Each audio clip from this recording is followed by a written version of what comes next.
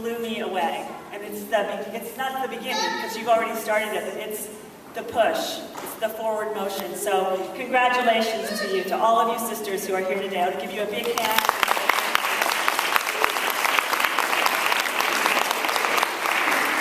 I'm so proud to be standing here as a mother myself. I actually have a boy, so he's not here today.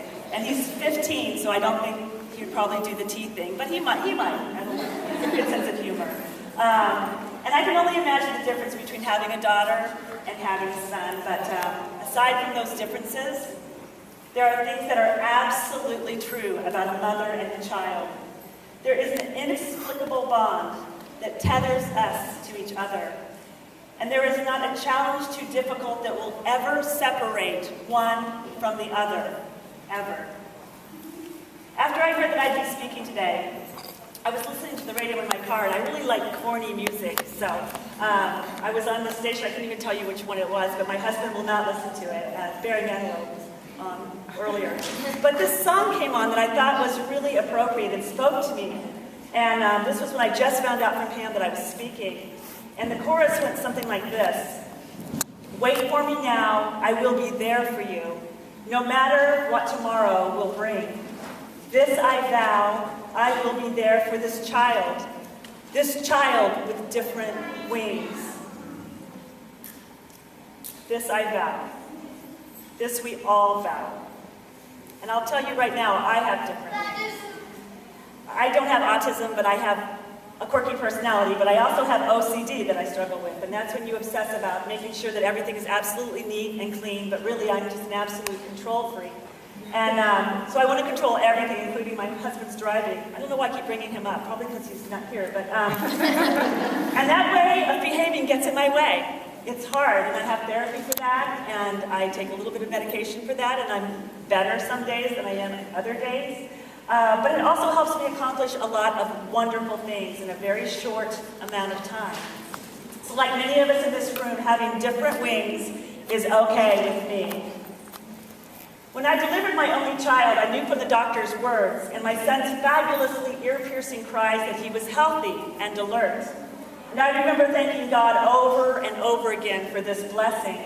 But what I didn't know at the time, of course, was that my boy was autistic. And if I had known he was autistic, I wouldn't have known that I was lucky. Looking out at all of you beautiful people, radiant daughters and mothers, I know that you too are lucky. As an infant, my son was unable to tolerate strangers. Even Tony, our mailman of 12 years, was met with my newborn's howls as he pulled back the baby blanket to see this child we'd waited 9 months to meet. And this did not improve for a long, long time. When Wills, my son, was with me, he was perfect. And when he was not with me, he was inconsolable. I'm sure some of you might have identified with that. So we spent a lot of time alone in those early days, taking in the world together. Wills draped around me like a baby sloth. He even went to my mammogram appointments. Before I'd become pregnant with my son, I was a person who always just raced through life, going faster than fast. And I think in some ways it was due to a difficult childhood that I had. And I was kind of running from that fact instead of dealing with it. And I didn't slow down very long because when I paused, I was overwhelmed. But what I didn't know as I zoomed through my 20s was that I was about to meet the one person who would change everything for me. Wills, my son, would slow me down and teach me patience as no one else could. Would teach me that the present and the future is what's important, and that I had to deal with my past just as he had to deal with what he was about to face with his autism. He'd break my heart and at the same time build me a brand new one, more resilient and an endless room for love. When Wills was 2 years old, he and I began taking daily stroller rides around Balboa Park, and I stopped every 10 minutes or so to encourage Wills to please take your first steps, which he eventually did. But even at 2 years old, I couldn't rush him. And in the quiet of those afternoons, he and I fed fussy, fluffy ducks. We named as many chattering birds as we could and ate goldfish pretzels and cinnamon bears from plastic Tupperware cups. I never loved anyone more, and I was starting to believe in family. I never appreciated it so much in my life. I thought that I'd slow down to keep in step with my son, but in fact, slowing down is what I'd been needing for years. My entire life had been changing, settling down on those 2 to 3 hour walks around Balboa Park. I was spending time with my present and my future, my child.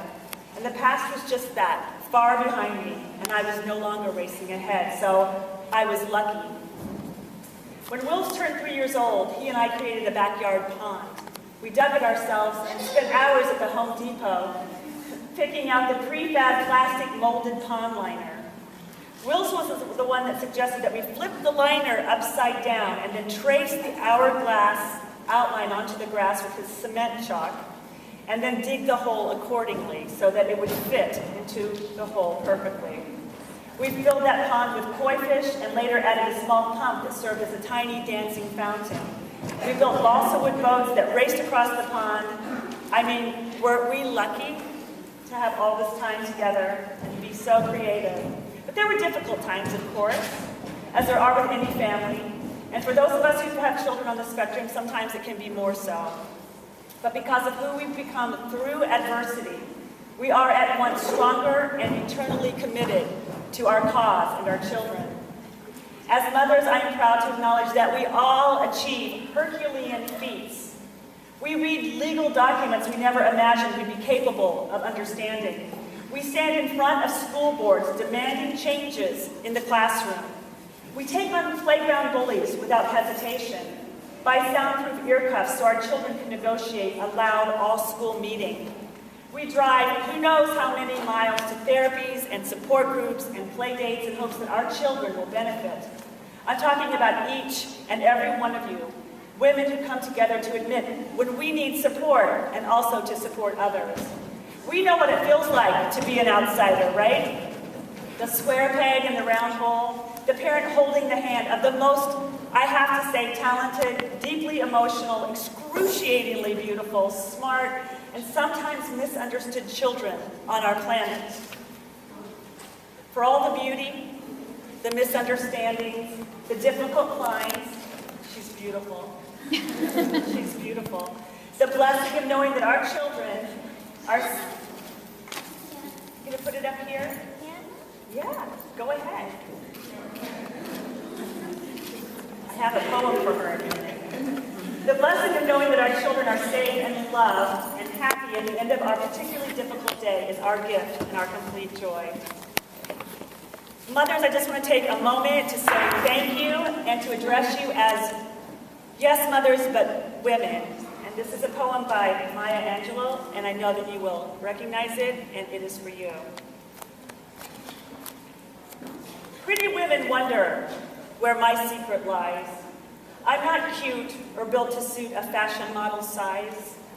But when I start to tell them, they think I'm telling lies. I say, it's in the reach of my arms, the span of my hips, the stride of my step, the curl of my lips. I am a woman, phenomenally. Phenomenal woman. That's me. I walk into a room just as cool as you please.